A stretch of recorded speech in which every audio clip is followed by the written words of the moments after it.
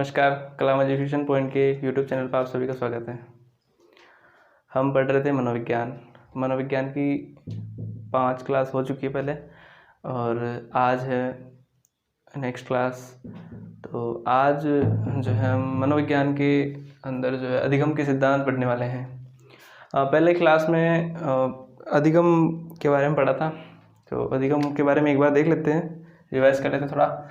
तो अधिगम का अर्थ है सीखना, और अधिगम की कुछ विशेषताएं देखी थी। तो पहली विशेषता हो गई अधिगम की कि जो अधिगम है वो एक प्रक्रिया है। अधिगम एक प्रक्रिया है, ठीक है। एक जो है अधिगम के अंदर कि अधिगम जो है वो उद्देश्यपूर्ण होता है। अधिगम उद्देश्यपूर्ण होता है।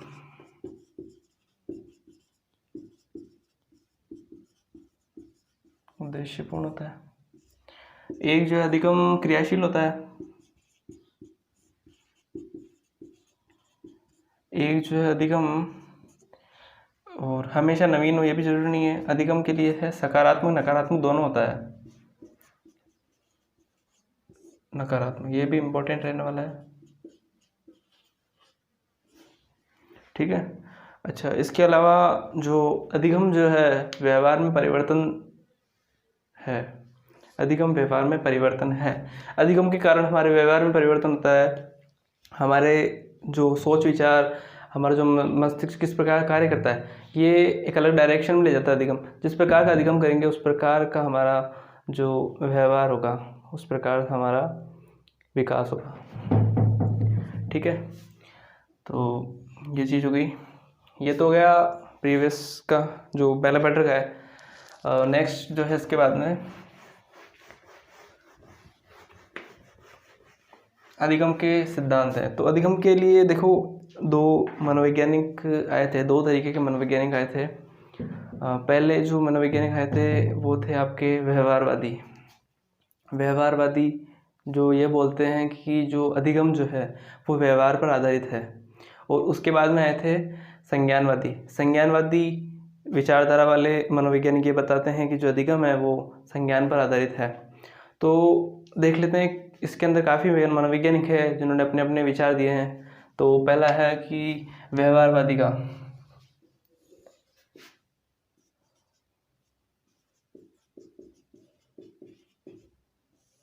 और एक जो है इसमें है संज्ञानवादी,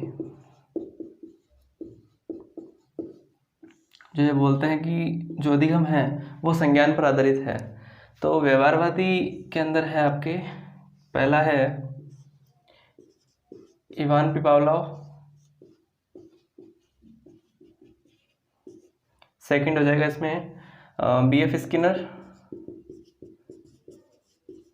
और इसमें हो जाएगा एक आपके सी एल हेल,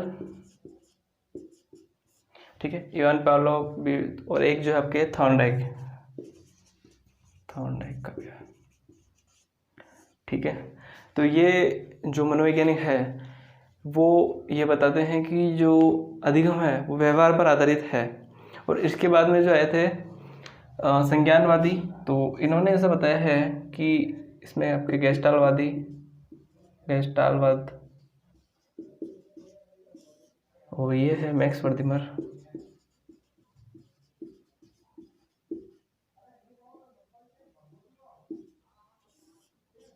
गेस्टालवादी आए थे, मैक्स वर्दिमर आए थे, कोहलर आए थे। और कोहलर के दो शिष्य थे, कॉफका और एक है लेविन। ये जो है वो संज्ञानवादी है कि ये बताते हैं कि जो अधिगम है वो संज्ञान पर आधारित है। अधिगम संज्ञान पर आधारित है, ये बताते हैं। तो पहले तो यही क्वेश्चन बन जाता है कि जो वैज्ञानिक का नाम दे देंगे और ये पूछेंगे कि इनमें से संज्ञानवादी कौन है, इनमें से व्यवहारवादी कौन है।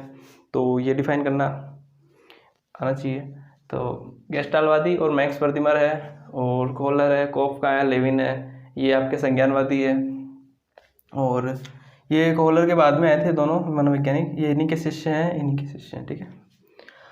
व्यवहारवादी ये बोलते हैं कि Ivan Pavlov, B F Skinner, C L Hull, Thorndike, ये बोलते हैं कि जो अधिगम है वो व्यवहार पर आधारित है, मतलब अधिगम व्यवहार पर आधारित है, संज्ञान पर आधारित नहीं है। दोनों अपने अपने विचार देते हैं। ये एक उनका टाइम पीरियड था, इस टाइम में आए थे। तो देख लो जब तक ये। ओके, तो ये साफ कर देते हैं।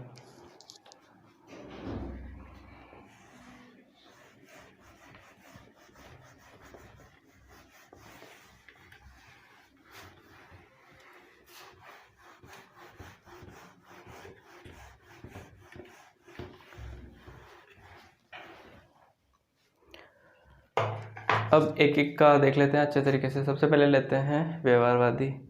तो व्यवहारवादी के अंदर थॉर्नडाइक को ले लेते हैं।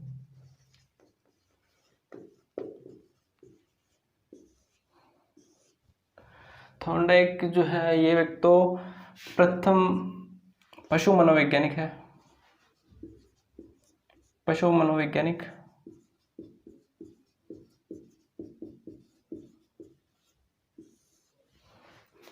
पशु मनोवैज्ञानिक हो गए। और जो है प्रथम शैक्षिक वैज्ञानिक भी है।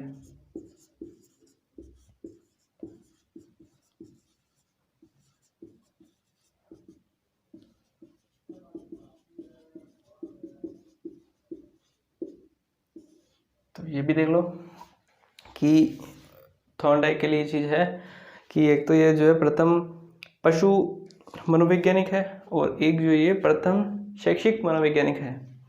ठीक है। अच्छा, तो पशु मनोवैज्ञानिक है तो सीधी सी बात है कि पशुओं पर भी प्रयोग किया होगा इन्होंने, ये बात तो है। ओके, अब जो है इनके सीखने के नियम हैं वो देखते हैं कि सीखने के नियम दे रखे हैं। दो तरीके के नियम है सीखने के नियम। तो सीखने के नियम में देखो, एक तो प्रथम नियम हो गया और एक द्वितीय नियम हो गया। दो नियम है इनके। तो प्रथम नियम को प्राथमिक नियम बोलते हैं, प्रधान नियम बोलते हैं और मुख्य नियम बोलते हैं। प्रथम नियम,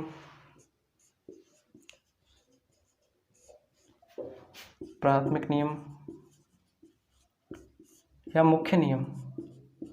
ठीक है, प्रथम प्राथमिक मुख्य नियम बोलते हैं इनको। ओके, अच्छा, एक जो है वो दूसरा हो गया गौण नियम। गौण नियम, द्वितीय नियम। इस टाइप से ले लो। तो एक तो प्रथम नियम हो जाएगा और एक द्वितीय नियम हो जाएगा। ठीक है, दो तरीके के नियम हो गए इनके, ये हो गए। ठीक है, ये चीज़ देख लो कि जो सीखने के नियम हैं वो कितने प्रकार के होते हैं। तो दो प्रकार के नियम हैं। वो प्रथम नियम को मुख्य नियम बोलते हैं और जो द्वितीय नियम होता है वो गौण नियम। थोड़ा टेक्निकल इश्यू आ गया था। हम सीखने के नियम देख रहे थे। तो सीखने के नियम में जो पहला नियम है वो प्रथम नियम, प्राथमिक नियम, मुख्य नियम बोलते हैं उसको। और जो दूसरा नियम है गौण नियम, द्वितीय नियम बोलते हैं उसको। तो दो प्रकार के नियम है सीखने के। और जो प्रथम नियम है उसके अंदर आपके अभ्यास का नियम है, प्रभाव का नियम है, तत्परता का नियम है। और उसके बाद में जो गौण नियम है वो द्वितीय नियम होते हैं। तो द्वितीय नियम जो है वो प्रथम नियम की सहायता से चलने वाले नियम होते हैं। ठीक है, ओके। ये तो देख लो यहाँ पे कि सीखने के नियम है दो तरह के, प्रथम नियम और द्वितीय नियम, बस इतना सा है।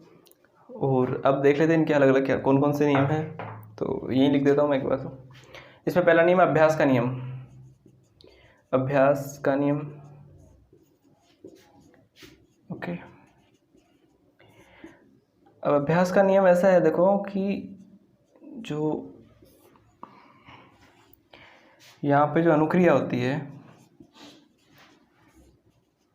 इससे जो उद्दीपक प्राप्त होता है, ठीक है, ये अनुक्रिया हुई और ये उद्दीपक प्राप्त हुआ आपको। आपने अनुक्रिया की और उद्दीपक को प्राप्त किया। इसके बीच में जो आपने अभ्यास किया, इनके बीच में जो अभ्यास किया आपने, ये जो अनुबंधन है यहाँ पे, अनुबंधन जो है इसका, वो कौन सा अनुबंधन है? वो अभ्यास का अनुबंधन है। ये चीज़, ये नियम बताता है प्रथम नियम कि जब अनुक्रिया होती है और जब उद्दीपक को प्राप्त कर लेते हैं, जब इनके बीच में जो अनुबंधन होता है वो अभ्यास के द्वारा बनता है। ये चीज़ है। इसके बाद में जो है वो है प्रयास का नियम। अभ्यास का नियम के बाद प्रभाव का नियम है। ठीक है, प्रभाव का नियम कह दो या परिणाम का नियम कह दो या संतोष असंतोष का नियम कह दो।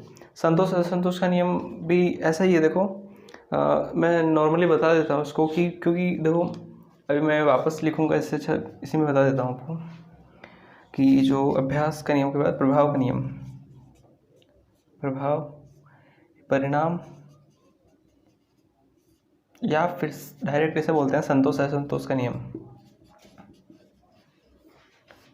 या असंतोष। इस नियम में देखो क्या होता है कि अभी अनुक्रिया हुई और उद्दीपक को प्राप्त किया आपने, अनुक्रिया किया आपने और उद्दीपक को प्राप्त किया आपने। अब इनके बीच में जो अनुबंधन होता है वो आपके अनुकूल है या नहीं है। अगर आप उस अनुबंधन से संतुष्ट हैं, आपने उद्दीपक को प्राप्त किया तब आप अगर संतुष्ट हैं तब तो वो संतोष का नियम है, और अगर वो आप उससे असंतुष्ट हैं तब वो असंतोष का नियम होगा। ठीक है, और जब वो परिणाम निकलता है इस चीज़ का तो इसे परिणाम और प्रभाव का नियम भी बोलते हैं। प्रभाव किस तरह से पड़ता है ये चीज़ है। अगर संतोष प्राप्त हो रहा है आपको तो संतोष का नियम है, और असंतोष प्राप्त होता है तो असंतोष का नियम है। ये चीज़ हो गई। अच्छा, इसके बाद में एक और है, इसमें दिख जाएगा शायद, यहाँ से दिख जाएगा। ओके, तो तत्परता का नियम है।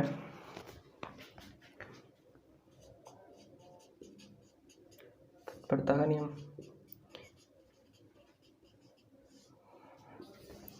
तत्परता का नियम बोलता है, देखो अनुक्रिया हुई और उद्दीपक को प्राप्त कर लिया आपने, आप उद्दीपक के प्रति कितने तत्पर हैं, कितने एक्टिव हैं, कितने उत्सुक हैं, ये चीज़ होती है। आप जितने उत्सुक होंगे अनुबंधन उतना ही अच्छा होगा, जितने उत्सुक होंगे अनुबंधन।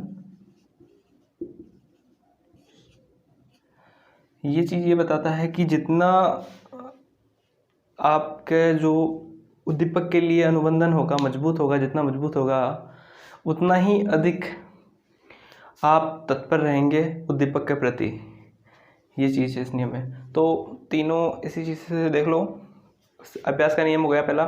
अभ्यास का नियम क्या होगा कि जब अनुक्रिया हुई और उद्दीपक को प्राप्त कर लिया आपने और इनके बीच में जो अनुबंधन बन गया, ठीक है, वही अनुबंधन कौन सा है, अभ्यास के लिए है।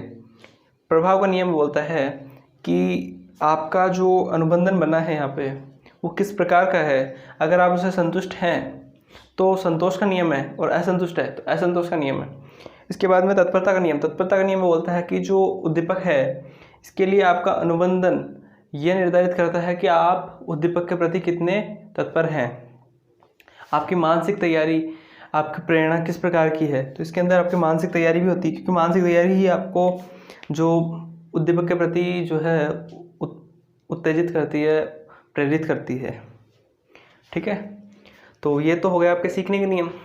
अच्छा, इसके बाद में देखो हमारे जो सेकंड नियम है सीखने के नियम में, ये तो प्रथम नियम थे, 3 प्रकार के प्रथम नियम हैं आपके। ठीक है, ये आप स्क्रीनशॉट ले सकते हो उसका। और इसके बाद में देखो गौण नियम देख लेते हैं, तो ये मैं साफ कर रहा हूँ।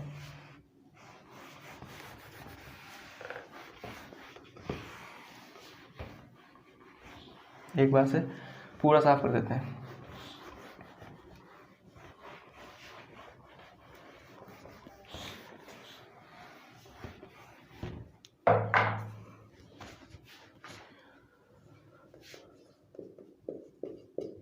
गौण नियम,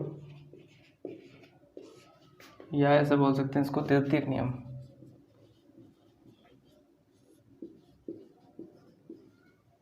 ठीक है,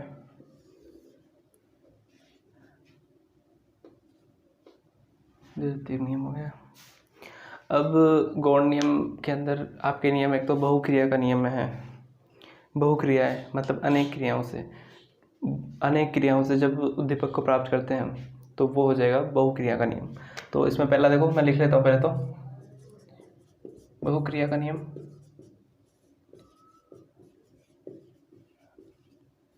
बहुक्रिया का नियम हो जाएगा आपके एक तो, और एक आंशिक क्रिया का।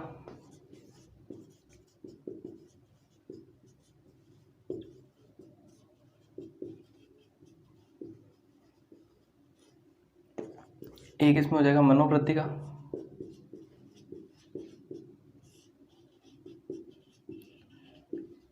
एक इसमें हो जाएगा सादृश्यता का। सादृश्यता का भी नियम हो जाएगा, इसमें हो जाएगा सहचार्यता का। सहचार्यता में लिख दो सहचार्यता।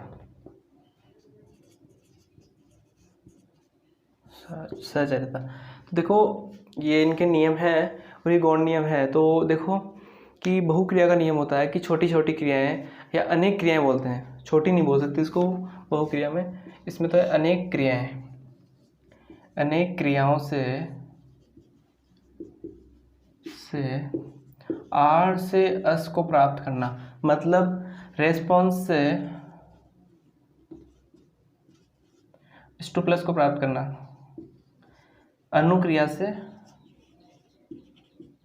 उद्दीपक को प्राप्त करना।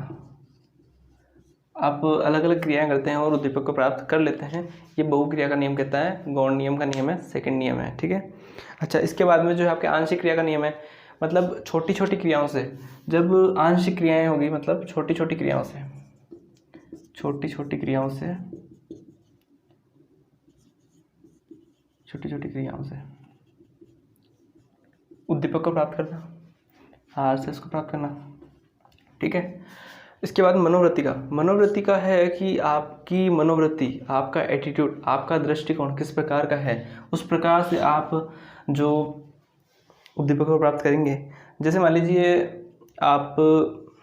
आपका दृष्टिकोण इस प्रकार से है कि आपको पढ़ाई में मन नहीं लगता आपका, तो आपको बोले कि आपको एक चैप्टर पढ़ना है गणित का, अब आपका मन भी नहीं लगता, तो आप किस प्रकार से करेंगे इसको। अब आपका काम करने का तरीका चेंज हो गया, अब आपका मन नहीं है फिर भी आप पढ़ेंगे, तो आपको टाइम भी अधिक लगेगा और आप उस लेवल तक नहीं पहुंच पाएंगे फिर भी। तो ये होता है मनोवृत्ति, दृष्टिकोण, एटीट्यूड। तो किस प्रकार से आर से इसको प्राप्त करना है आपको, ये चीज़ है इसके अंदर कि आपका नज़रिया किस प्रकार का है। इसके बाद है सादृश्यता का नियम यह बोलता है कि पूर्व ज्ञान जो है नवीन ज्ञान को प्रभावित करता है। पूर्व ज्ञान, अगर आपके पास पूर्व ज्ञान नवीन ज्ञान के अकॉर्डिंग नहीं है, उसके अनुसार नहीं है, तो आपको उद्दीपक प्राप्त करने में मुश्किल होगी, आपको कठिनाई होगी, ये चीज़ है। इसके बाद में साहचर्यता का नियम ये बोलता है कि आपका विषय वस्तु से किस प्रकार का तालमेल है। विषय वस्तु से तालमेल, जितना अच्छा तालमेल होगा उतनी अच्छी आपकी पकड़ होगी अच्छी। अगर आपको गणित पढ़नी है तो आपका अच्छा फॉर्मूला में अच्छा ज्ञान होना चाहिए, आपको अच्छा जो एक्सप्लेन करने का तरीका अच्छा होना चाहिए आपका, तब आप मैथ के अंदर अच्छी पकड़ कर सकते हो। तो आपका उद्दीपक प्राप्त करने का जो अनुक्रिया होगी, तब आप काफ़ी अच्छी तरीके से उसको प्राप्त कर सकते हैं, ये चीज़ है। इसमें सादृश्यता में देखो पूर्व ज्ञान, अगर आपके पास मान लीजिएगा कि आपको मान लीजिए ऐसे बोलते हैं, चलो ऐसे मानते हैं, आपको बोलते हैं 2 + 2, आप कहते 4। अब आपने ऐसा सुना है कि हम 2 को ऐसे नहीं लिखते, हम 2 को इस प्रकार से लिखते हैं। हमने इस प्रकार सीखा है कहीं पे कि हम 2 लिखते नहीं है, बस 2 जो कुछ चीज़ हमारे पास सामने होनी चाहिए, 2 चीज़ें, तब हम 2 मानते हैं उसको, लिखे हुए को हम नहीं समझते हैं। तब ये आपको अगर पहले प्रारंभिक में ये बताया गया था कि 2 इस प्रकार से होता है और अभी मैंने ऐसे बोला कि 2 इस प्रकार से होता है, तब ये आपको प्रभावित करेगा, आपको समझने में ये यहाँ पे प्रभावित करेगा, ठीक है, इस प्रकार से। ओके, तो ये जो है ये नियम थे आपके, प्रथम नियम, द्वितीय नियम सीखने के नियम थे जो कि कंप्लीट हो गए आपके। अच्छा, इसके बाद में आपके नेक्स्ट जो है उसमें अगला देखते हैं, जब तक इसका स्क्रीनशॉट ले लो आप।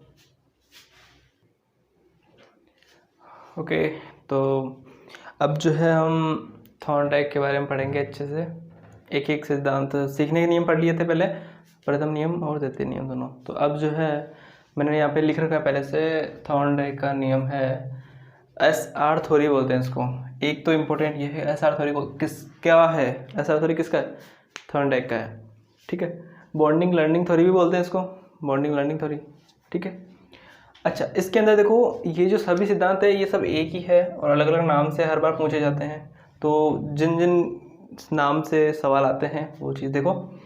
संबंधवाद का सिद्धांत पूछ लिया, किसने दिया, थॉर्नडाइक ने दिया। उद्दीपक अनुक्रिया का सिद्धांत किसने दिया? थॉर्नडाइक ने दिया। प्रयत्न और भूल का सिद्धांत किसने दिया? थॉर्नडाइक ने दिया। प्रयास और त्रुटि का सिद्धांत किसने दिया? थॉर्नडाइक ने दिया।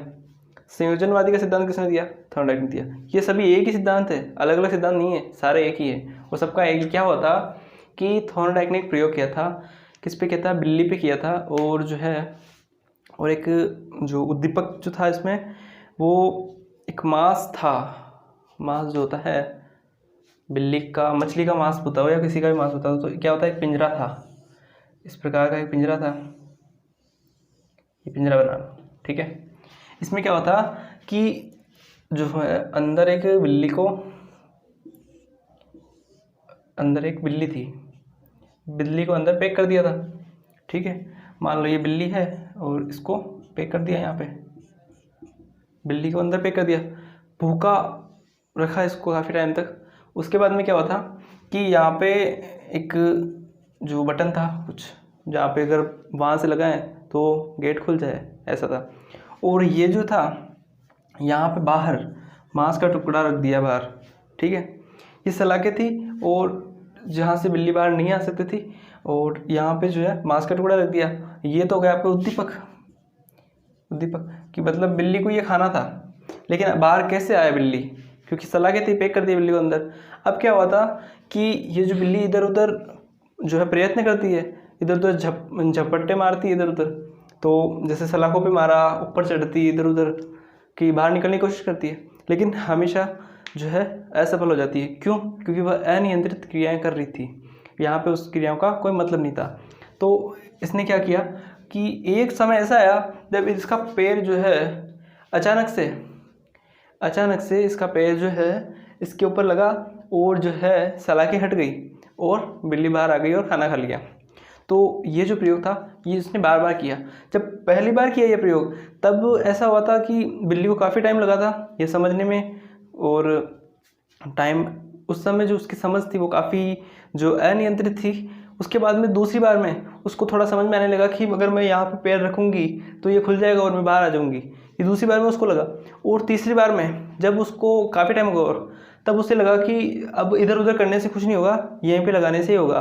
तब धीरे धीरे समय जो है अनुक्रिया और अनुबंधन के बीच का जो समय है वो कम होने लगा। धीरे धीरे जो उद्दीपक जल्दी प्राप्त करने लगी बिल्ली, तो धीरे धीरे बिल्ली के अंदर ये समझ स्थापित हुई। तो इसके अंदर क्या हुआ था कि मुख्य बातें इस सिद्धांत की कि जो उद्दीपक क्या था वो मांस का टुकड़ा। ठीक है, अच्छा अब इसके अंदर चालक कौन है? चालक इसमें भूख है, बिल्ली की भूख है, तभी बिल्ली बाहर आने की कोशिश कर रही है। बिल्ली चालक नहीं है, बिल्ली की भूख जो चालक हो गई इसमें वो हो गई। यहाँ पे लिख लेते हैं, देखो मुख्य बातें हैं इसकी। पहला चालक कौन सी है? भूख है। देखो गाड़ी को चलाने वाला जो होता है ड्राइवर होता है, तो जो चलाने वाला होता है उसको चालक बोलते हैं। जो गाड़ी को चलाएगा उसी को चालक बोलेंगे, गाड़ी को चालक नहीं बोलेंगे। तो यहाँ पे भी देखो जो चालक है वो कौन है? भूख है। भूख चलाती है हमें, तब हम खाना खाते हैं। हम चालक नहीं है, हमारी भूख चालक है। अच्छा, इसके बाद में जो लोहे की सलाखें हैं, इसमें लोहे की सलाखें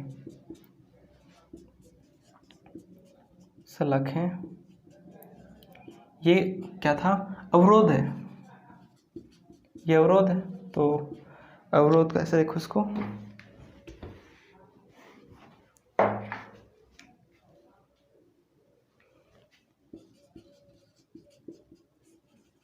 अवरोध हो गया लोहे की सलाखें।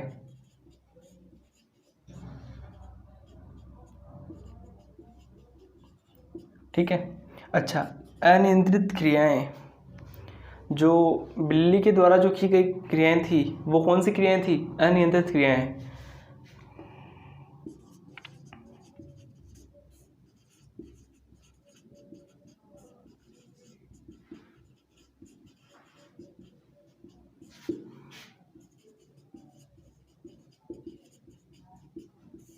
ठीक है, अच्छा इसके बाद में देखो कि जब बिल्ली ने यहाँ पे पंजा मार दिया था, यहाँ पे पैर लगा दिया था, ये क्या था? ये सही समझ थी उसकी, जो यहाँ पे उसने लगा दिया था। तो सही समझ एक इसमें सही समझ भी आ जाएगा कि सही समझ का होना भी ज़रूरी है। जब ये यहाँ पे पैर नहीं लगाती तो ये दरवाज़ा नहीं खुलता इसका। यहाँ पे दरवाज़ा बना रखा था एक, और वो दरवाज़ा इस प्रकार से था कि इस पे पैर लगाते ही दरवाज़ा खुल जाए यहाँ से, ठीक है। तो ये चीज़ हो गई। अब इसके अंदर जो अनुक्रिया है वो लक्ष्य तो था मृत मछली। अच्छा, लक्ष्य भी पूछे, लक्ष्य दिख रहा है यहाँ से, दिख रहा है यहाँ से,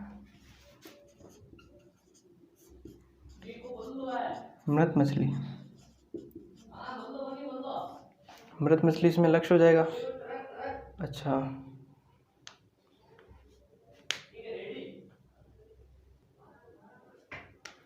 अब देखो अनुक्रिया इसने की, बिल्ली ने की अनुक्रिया, और उद्दीपक प्राप्त करना मृत मछली, अवरोध सलाखें हो गई। यहाँ दृढ़ीकरण मतलब सही समझ वो बिल्ली के द्वारा की गई अनियंत्रित क्रियाएं, ठीक है। अच्छा, इसके बाद में जो एक यहाँ पे जो सवाल ये पूछते हैं कि जो थॉर्नडाइक का जो नियम था, वो नियम के अंदर जो बिल्ली जो गलतियाँ कर रही थी, तो किस प्रकार की गलतियाँ कर रही थी, पहले तो ये पूछ लेते हैं। तो किस प्रकार की अनियंत्रित क्रियाएं कर रही थी, और लक्ष्य कौन था इसके अंदर, तो मृत मछली था।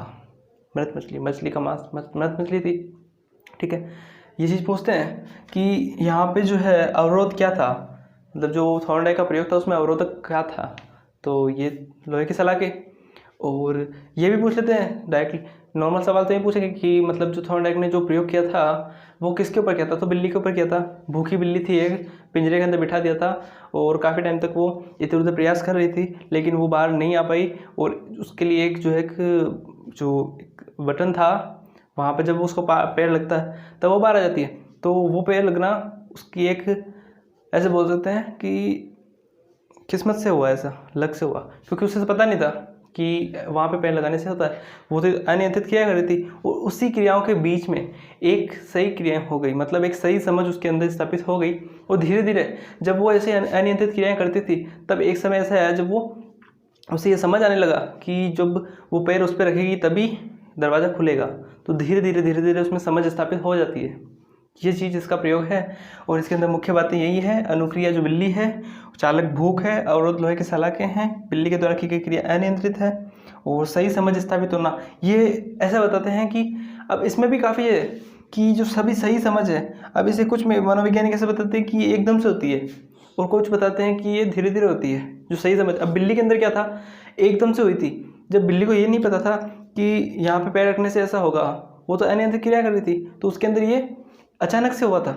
और किसी के अंदर ये धीरे धीरे होता है। अब एक तरीका तो ये लग सकते हैं कि उसने यहाँ पे पैर रखा और बाहर आ गई। अब एक तरीका ये लग सकता है कि बिल्ली जब धीरे धीरे बार बार ये प्रयोग किया गया था, तब धीरे धीरे उसके अंदर ये समझ आने लगी कि यहाँ पे पैर रखने से ये सलाखें खुलेगी। तब इस प्रकार से भी ले सकते हैं कि यहाँ पे जो धीरे धीरे जब प्रयोग आगे काफ़ी टाइम तक होता गया, तब वो अपने आप अनुक्रिया अनुबंध के बीच समय कम लगने लगा। ये चीज़ है।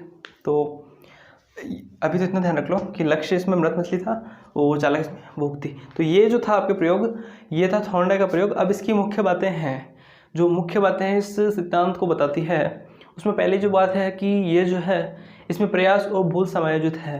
क्यों? जब बिल्ली एक बार, पहली बार जब प्रयोग हुआ था तब बिल्ली ने यहाँ पे पैर रख दिया था।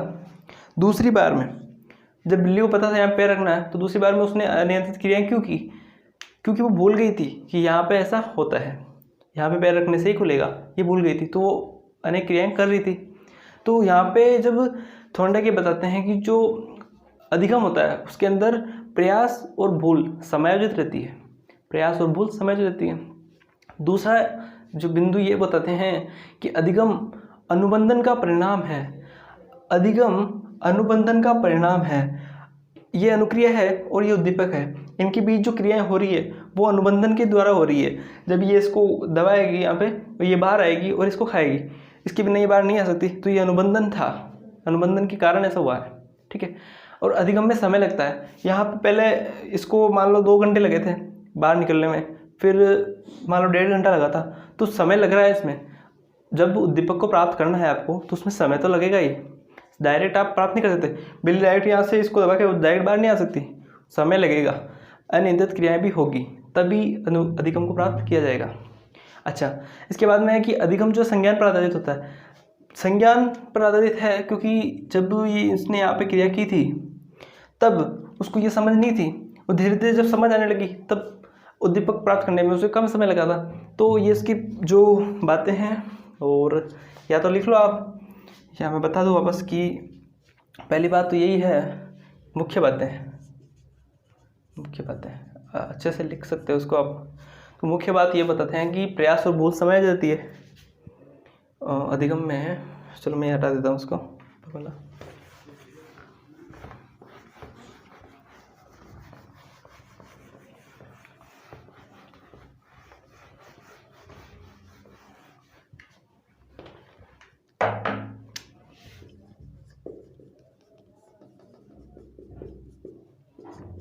पहली बात कि अधिगम में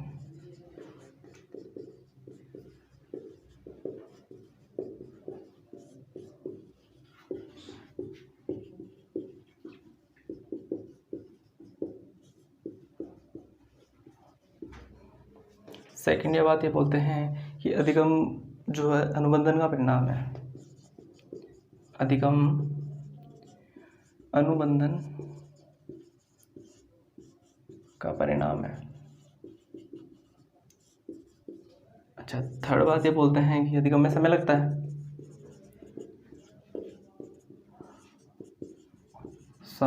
है। और चौथी बात ये बोलते हैं कि अधिगम संज्ञान पर आधारित होता है।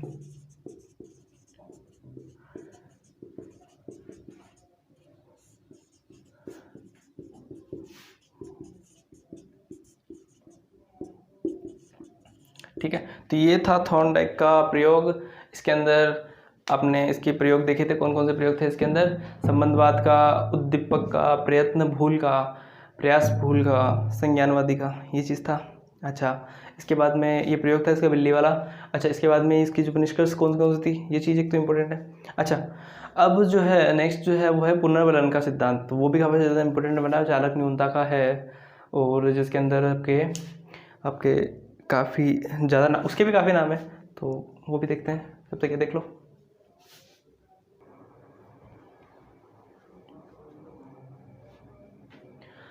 ओके, तो अब जो है आपके पुनर्वलन का नियम, रिफोर्सेबल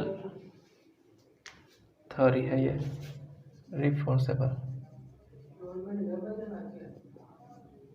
इम्पोर्टेंट है ये भी। देखो इसमें है कुछ नहीं, बस नाम का है खेल सारा, ये सबके अलग अलग नाम है और सबका एक ही सिद्धांत है। पुनर्वलन का नियम, सहवलन का नियम, प्रबलन का नियम, अवकलन का नियम, आवश्यकता ह्रास का नियम, जैविक आवश्यकता का नियम, चालक न्यूनता का नियम, और निष्कर्ष आवश्यकता का नियम, परिकल्पित निगमन का नियम, निष्कर्ष का नियम, ये सब नियम एक ही नियम है। और ये सब एक ही नियम है तो किसने दिया है? CL हल ने, क्लार्क हल ने, क्लार्क हल के इनका पूरा नाम, CL हल ने ये नियम दिए हैं। और किस भी तरीके से प्रश्न आ सकते हैं कि CL हल का नियम बताइए कौन सा है, तो प्रबलन का नियम मान लो किसने दिया, तो CL हल ने दिया है। चालक न्यूनता किसने दिया? CL हल ने दिया है। निष्कर्ष का किसने दिया? आवश्यकता किसने दिया? चालक न्यूनता किसने दिया? तो सब CL हल का दिया हुआ है। और ये जो नाम याद रखने हैं आपको, वो तो ये नाम देख लो, एसएस ले लो इनका, ठीक है। ओके, तो आज का वीडियो काफ़ी लंबा होने वाला है, तो आज के लिए इतना ही काफ़ी है। और कहाँ तक पढ़ लिया हमने कि जो पुनर्वलन का नियम देख लिया था, ठीक है। अब जो है नेक्स्ट जो नियम हो जाएगा वो आपके है इवान पावलोव का नियम। और वो जो है आपके इवान पावलोव का नियम है, पहले पढ़ा था हमने थॉर्नडाइक का नियम, उसके बाद में अब जो है वो ऐसा थोड़ी थी। अब जो है पुनर्वलन का नियम भी पढ़ लिया आपने, CL हल का। और अब इसके बाद में कौन से मनोवैज्ञानिक, ये कौन से मनोवैज्ञानिक थे जो आ रहे थे? ये आपके व्यवहारवादी हैं। अच्छा, इसमें एक और है ना आपके इवान पावलोव, तो ये सब व्यवहारवादी पढ़ रहे हैं अभी अपन, इसके बाद में पढ़ेंगे संज्ञानवादी। तो आज की वीडियो में काफ़ी इतना ही। और पहले ही बता दिया था कि देखो वीडियो शेयर वेयर नहीं करेंगे कहीं भी, आपको अगर पढ़ना है तो आप सब्सक्राइब कर लीजिए और नोटिफिकेशन मिल जाएगा आपको। तो चेक कर लीजिएगा और लाइक कर सकते हो, शेयर कर सकते हो इसको, और सब्सक्राइब कर लेना अगर चैनल सब्सक्राइब नहीं किया तो। शेयर करेंगे नहीं, और नेक्स्ट वीडियो आ जाएगा आपके काफ़ी जल्दी। तो आज के लिए थैंक यू, और thank you. Subscribe now and press the bell icon. Never miss an update.